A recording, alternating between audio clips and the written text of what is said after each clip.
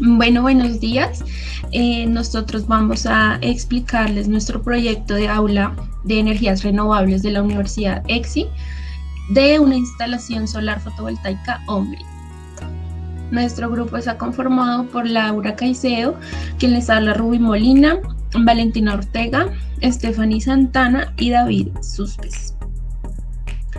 Para la ubicación de nuestro proyecto, nosotros estamos ubicados en la ciudad de Bogotá, en una vivienda ubicada en la carrera 110B, número 7258, latitud en coordenadas decimales 4.7114, coordenadas geográficas 4 grados 42 minutos 41.04 segundos norte, y longitud de menos 74.1253 y en coordenadas geográficas 74 grados 7 minutos y 31.079 segundos oeste. En cuanto a la demanda promedio de energía eléctrica, los datos que tenemos principalmente es la energía mensual total en kilowatts hora sobre mes, y el número de días. Esto lo que hacemos con estos datos es dividirlos y el resultado que vamos a obtener de esto será la energía diaria total. A esto le vamos a sumar el factor de seguridad, que en nuestro caso es de 25%, lo que nos daría la energía diaria real en kilowatts hora día. Y también tenemos el mes desfavorable de consumo, que para el caso de nuestro proyecto es el mes de marzo, no antes, sin hacer la comparación con los datos que nos proporciona la NASA. Nuestro tipo de instalación es una instalación monofásica, dado que estos sistemas pues utilizan una única fase y una única corriente alterna. Sus tensiones normalizadas se establecen en 220 y 230 voltios, por lo tanto hablamos de una potencia máxima a contratar de 13.86 kilowatts. Y para 220 voltios, 14.48 kilowatts.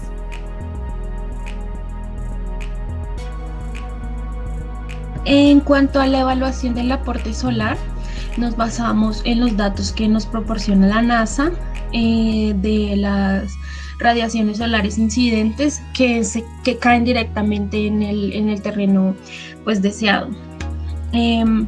Estos datos los vamos a coger de la última columna, que son los datos anuales, y para este caso vamos a escoger el dato con mayor valor, descartando las inclinaciones de superficie vertical y superficie horizontal, ya que esto nos va a generar algunas pérdidas. Por lo tanto, se escogerá una inclinación de superficie latitudinal, que es de 4.75. Nos vamos direccionados hacia la fila para ver cuál de los meses es el que tiene menor incidencia solar, que para este caso vendría siendo abril, con un dato de 4.56. Esto nos va a ayudar a determinar cuál es el mes desfavorable, haciendo la relación con el consumo de energía que genera pues esta vivienda. De aquí pasamos para el diseño en el sistema de captación, utilizando el dato de radiación solar menor, que fue el de abril, de 4.56, teniendo en cuenta que el consumo mayor de la vivienda fue para el mes de marzo. Sin embargo, al hacer la relación o el cociente entre radiación solar sobre energía diaria real, nos vamos a dar cuenta que el mes más desfavorable es el mes de marzo, que es el que nos va a determinar pues el mes más desfavorable para generar energía eléctrica mediante pues un sistema de fotovoltaico. En cuanto a la elaboración del diseño de captación, debemos tener en cuenta el mes más desfavorable, en nuestro caso es el mes de marzo.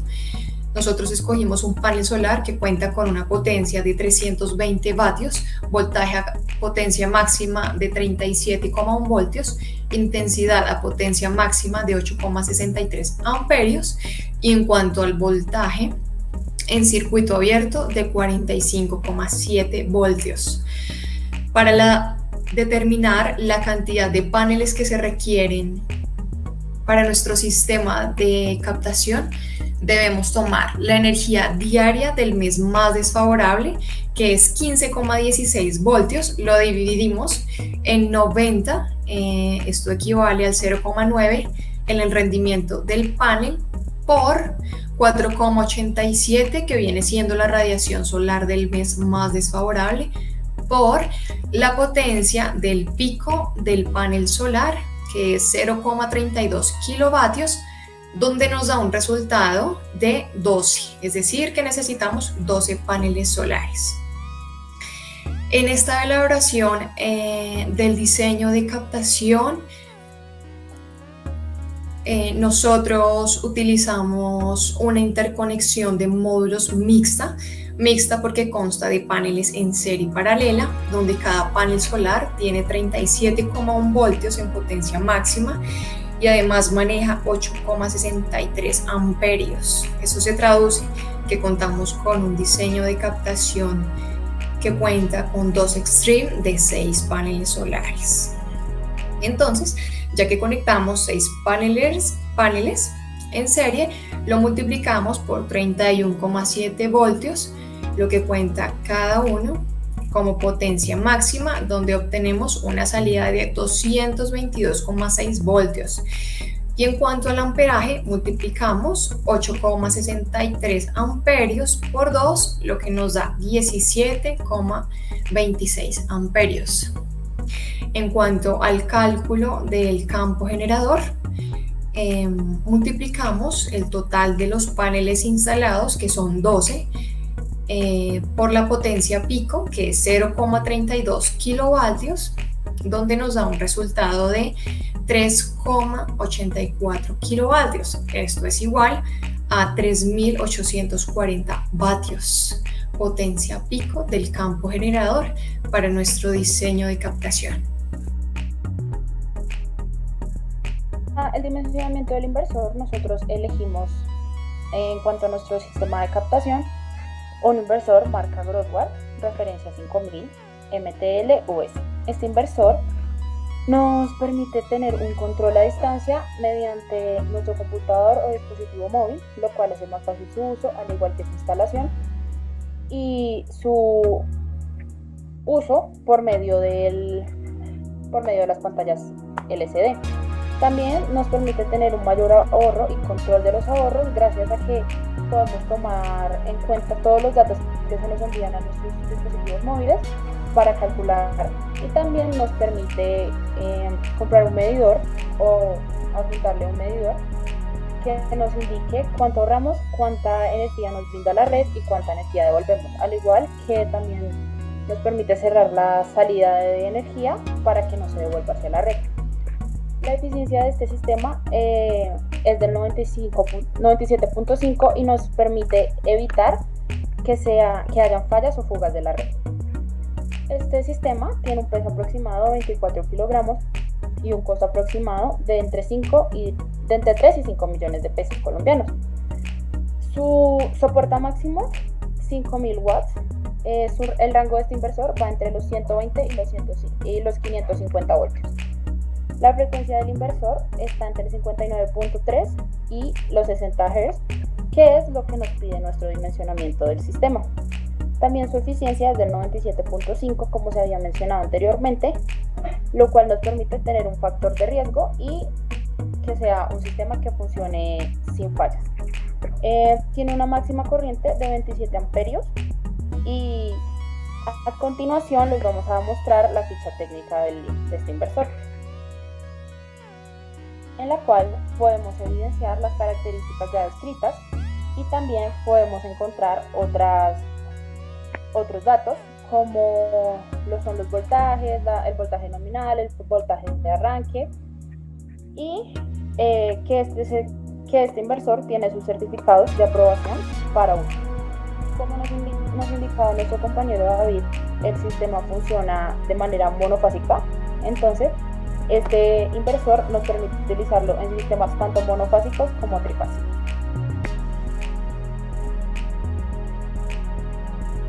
Bueno, el cálculo de cableado El dimensionamiento del cableado se debe centrar siempre en elegir materiales pues de muy alta calidad para así asegurar la durabilidad y la confiabilidad del sistema a la intemperie.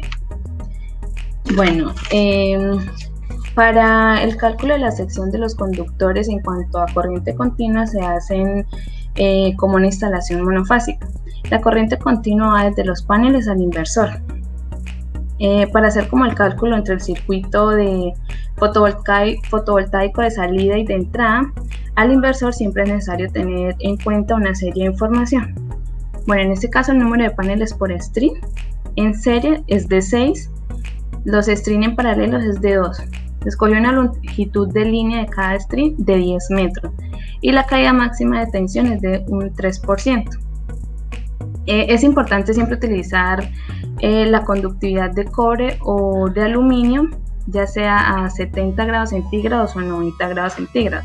Pero pues en este caso se escogió un conductor de cobre termoestable a 90 grados centígrados con una conductividad de 45.49. Bueno, en cuanto a la sección monofásica, es importante calcular la sección del conductor, que esta es la fórmula en milímetros cuadrados. Para poder realizar este cálculo nos hace falta una información que es la caída de tensión y tenemos esta fórmula para poder calcularla. Entonces aquí lo que hacemos es reemplazar y obtenemos un resultado de 6.68 voltios. Ya teniendo este resultado podemos ya calcular como tal la sección del conductor. Aquí en la parte donde nos da el coseno, el factor de potencia del coseno siempre va a ser 1. Entonces aquí lo que hacemos es reemplazar la fórmula y nos da un resultado de 1.14 milímetros cuadrados para la sección del conductor. Este resultado es importante tenerlo en cuenta para hacer el siguiente paso. Bueno, para la sección calculada que nos dio 1.14 milímetros cuadrados, la aproximación en esta tabla es de 1.5, que la equivalencia en AWG es de 16. Pero pues en corriente continua se hace una recomendación que es que no se debe pues como poner conductores menores a 4 milímetros cuadrados. Entonces por esta razón tomamos el equivalente a 12 AWG, sería 4 milímetros cuadrados. Bueno, para la caída de tensión es importante tener la longitud de línea de cada string, pero ya no en metros sino en kilómetros, que sería 0,01. Para calcular la caída de tensión, esta es la fórmula, pero aquí nos hace falta la impedancia eficaz. Entonces, para sacar esta impedancia eficaz, debemos tener en cuenta esta tabla. Con ayuda de esta tabla, el calibre que nos dio 12 AWG, reemplazamos esta tabla de esta fórmula con los datos que nos da la tabla en cuanto al calibre 12. Reemplazando esta fórmula, la impedancia nos da 6.56. Ya teniendo este resultado, podemos calcular la caída de tensión, que también pues reemplazamos y nos da un resultado de 2.26 voltios. Bueno, el siguiente paso es sacar la caída de tensión, pero en porcentaje. Entonces se recomienda que pues la tensión no supere el 3%. Entonces, haciendo la fórmula, resolviendo esa fórmula, obtenemos un porcentaje de 1.01% para caída de tensión. Entonces, con este resultado se garantiza el cumplimiento respecto a la caída de tensión. Listo. Para la corriente alterna, que es del inversor al tablero, también se hace los cálculos se hacen como una instalación pues monofásica. Es importante también tener en cuenta esta información que ya se saca del inversor y pues reemplazar las fórmulas. Entonces aquí también sacamos la caída de tensión. Con el resultado que nos da 3.30 podemos ya realizar podemos ya calcular la sección del conductor, que pues reemplazando, bueno, acá la intensidad que nos da 45.45, lo que hacemos es calcular la caída de tensión del inversor, que es de 5000 watts, y esto se divide por la tensión, que son 110. Esto nos da el resultado de 45.45. Entonces ya al calcular la sección del conductor, se da un resultado de 3.41 milímetros cuadrados. Con este resultado nos vamos a la tabla. Entonces la sección calculada es de 3.41. Entonces al que se aproxima es de 4 milímetros cuadrados, con una equivalencia de 12 AWG. Pero pues aquí nos hacen una recomendación también de que si la sección real, que en el caso del que escogimos es 3.31, es inferior a la calculada, se debería tomar la siguiente sección del conductor. Entonces aquí, como la sección real es inferior a la que nos dio como tal en la que calculamos, entonces se escoge el siguiente, que sería una equivalencia a 10 AWG, con una sección real de 5.26, que ya supera el 3.41 calculado anteriormente. Bueno, para esto se hace la caída. El siguiente paso es hacer la caída de tensión. Aquí la longitud de línea de cada string ya no se hace en metros, sino en kilómetros. Entonces aquí lo mismo, reemplazamos cada una de las fórmulas para poder hacer los respectivos cálculos. Entonces para la impedancia efectiva nos da 3.94 y calculando ya la caída de tensión nos da un resultado de 2.15 voltios. Y aquí el siguiente paso también es sacar la caída de tensión en porcentaje. Entonces lo que hacemos es sacar la sección del conductor que nos dio 2.15, lo dividimos por la tensión, que es de 110, lo multiplicamos por 100 y nos da un porcentaje de 1.95%. Entonces, de acuerdo a los resultados obtenidos en cuanto a la corriente alterna, se elige un conductor de calibre 6 milímetros cuadrados para el tramo entre el inversor y el tablero, con el que se tendrá una caída máxima de tensión del 1.95%. Ya de esta manera concluimos nuestro proyecto.